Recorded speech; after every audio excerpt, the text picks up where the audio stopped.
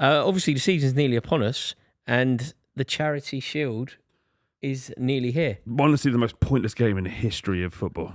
Yeah. Absolutely no value in it. Or one game for one trophy. The only one game, one trophy game that's important is the Super Cup, obviously. Idiot Arteta here. This is Idiot Arteta, isn't it? What's that? Always celebrating the Charity You Shield. can't celebrate winning the championship. It's the Charity Mate, Shield as well. Mourinho could do it because Mourinho marries it up with league titles because he does it with league titles. the So double Mourinho standards goes kicking 6 and that because he's putting league titles and Charity Shields. No, if you include community shields in trophy halls, you're stupid. Let's be honest about it. Whether you're Jose Mourinho or McKola. Right, okay. let's be So honest. we're all on the same page. Yeah, I reckon you can get away with it if you've won a league though.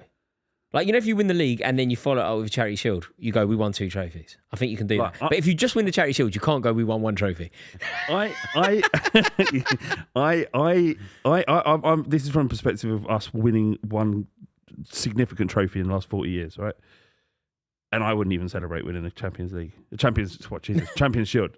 Community Shield, sorry. You wouldn't? No, it's just... I'm kind of with you. I think it's just a nice curtain raiser for the season. It feels like football's back. Yeah. And it doesn't really matter. It's going to be interesting, isn't it? Liverpool, Palace. Does anyone, do you think the teams care?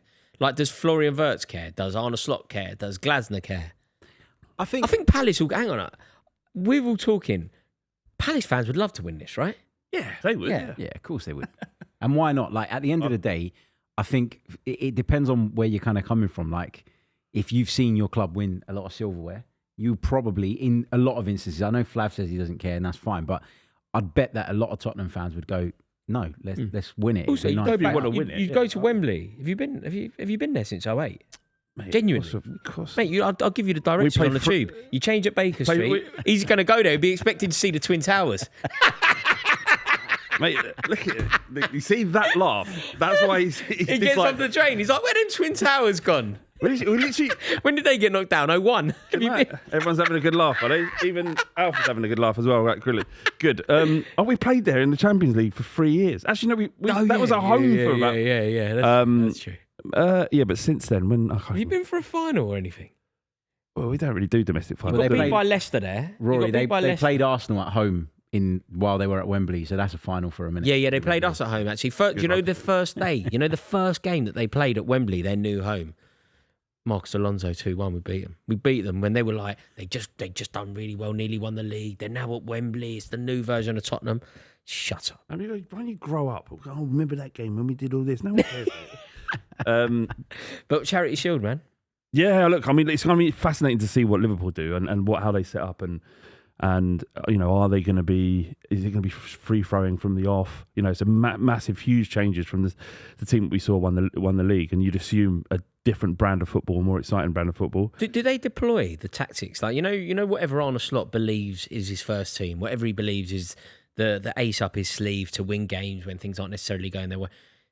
Is any of that deployed in this game? Are they trying to win it? Or is it literally just going through the 90 minutes, treating it as a friendly, making sure you don't get injured? It's just more working out what might work, really. I don't and think it's more than a friendly because obviously there's a bit of silverware there. And I think, you look at, compare it to Arsenal, right? Their final pre-season game is on Saturday. They play Athletic Bilbao at home.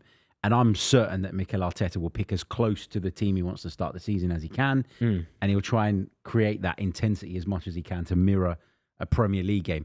The good thing about the Community Shield, if you're involved in it, is it means that at least one of your pre-season games has a little bit of something on it. And it's good preparation for the campaign. So I do think they'll care. For Liverpool fans, there'll be excitement because they get to see some of their new signings in action, in the flesh for the first time. Because they're playing in this country. Is and it stuff. at Wembley? Is it? Yeah, it's at Wembley. Yeah. Is it at Wembley? Yeah. At Wembley. They moved it around a bit. I remember going to Villa Park. Oh, I don't remember that. I remember I went to Villa Park. We played Man City at Villa Park. I remember going to the Millennium Stadium. Yeah, no, we had one there. Shevchenko scored for us there against Liverpool. We took no fans. You know that we took no fans. One of those. But you didn't have any back then. So. We had no. we had none. But no, I think it was played at Leicester one year as well. But yeah, it's at Wembley. Florian Wirtz is the one I'm most excited about for obvious reasons. But pound for pound, do you think it's going to be the most effective signing? Kirk Pound for pound. Pound for pound. At Liverpool. Yeah, of the new signings. Votes.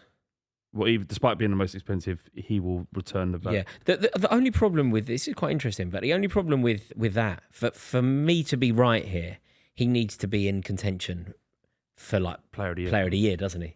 For me to for that sentence to be correct, the best pound for pound signing was Florian Wirtz. They probably have to win the league, and he has to be like the jewel in the crown. I kind of feel like he will be. Yeah, I feel like, Liverpool are not a club that throw money away without doing their research and without sort of really believing in a player. And he's got an unbelievable reputation, Florian Wirtz. He's been around for such a long time. He's still so young. I think he's ready. He's at the point in his career where he was ready for this move. Bigger club, bigger scrutiny, but obviously the opportunity to play on a bigger stage. I don't have any concerns about this one working out. Obviously, like you potentially need a league this year. You certainly need to be in the frame for it going late into the season. What are you expecting from this Liverpool side? Like in terms of the intensity from Arne Slot, more of the same from last year? No, I'm expecting to see a different Liverpool this season. I think we're seeing a shift from Klopp's Liverpool to Slot's Liverpool now. People talked about it last year because Klopp had left, but I thought Slot came in and went, you know what, we've got the basis of a really strong team. I'm going to make a few adjustments, a few tweaks, like, for example, Gravenberch as the 6, and we're going to just build on that and push forward on that. And they did brilliantly, not taking anything away. But if you look at the signings they've made, I think they've gone in a slightly different direction tactically. And I think you're going to start to see Arne Slot put his stamp on his team. They'll be great. They're my favourites to win the Premier League. But if I've got one hope as an Arsenal fan, it's that in the changeover, in the kind of transitional period where they're just adjusting and getting used to the new things, they might lose a little bit of something, and that gives someone else the opportunity. But they are the favourites to win the league. Yeah, no doubt. And what about Palace? Flav, any particular feeling about Palace? Oliver I think they're in trouble. I think they're in big trouble. I'd like to say what is big trouble to Palace. I just think that the lack of progression might be a massive issue. I feel really sorry for them. Right? They've won the FA Cup, first silverware in their history.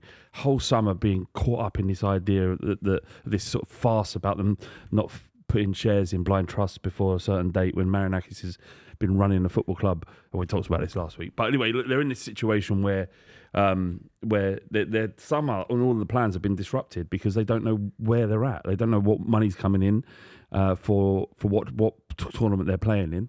And so they've not been able to plan. And, there's rumours about their best players leaving the football club. Every single one of them at some point has been linked elsewhere. And they haven't signed anyone of significant note. And the manager, Glasner, has now come out and said, I was promised something. It hasn't been delivered. We haven't made the most of our transfer window this far. That is worrying because he has a track record of leaving football clubs that he's disgruntled at. Do you think, with all that in mind, if Palace end up winning this game, it could be huge, couldn't it? Like that, the springboard from winning at Wembley, beating Liverpool, maybe that gives them the belief that they need? When your manager's coming out and saying that's a worry. I don't think this game changes much at all, really. No, I'm inclined to agree. I think it could give them a little bit of a wave to kind of ride on for a bit. But ultimately, the biggest loss that Crystal Palace could suffer in the next month is Oliver Glasner. It's not Eze. It's not Gueye. Agreed. With him at the helm and with the processes they've put in place over the last couple of years, they will be able to go out and bring in players of a good enough level to keep them where they need to be. Yeah. But you lose Oliver Glasner and all of that comes undone because he's the best coach that Crystal Palace have had in years. And it's only a matter of time anyway. I mean, like, Oliver Glasner's a top coach and it will not be long. The first big club that makes a sacking Glasner anywhere on the continent will be looking at him. Yeah. You know he's unhappy. You know he's frustrated. Yeah. And Crystal Palace is... I've got a soft spot for Crystal Palace, right? But you cannot tell me that Oliver Glasner would stay if he was presented What's that a big about? offer. Ian Wright? A bit about Ian Wright, but I lived 5 minutes from their ground for a few years when I was a kid. Did you? Yeah. Yeah. Who knew? Who bloody knew? I didn't know. I did know that, weirdly. No, you didn't. You say flash.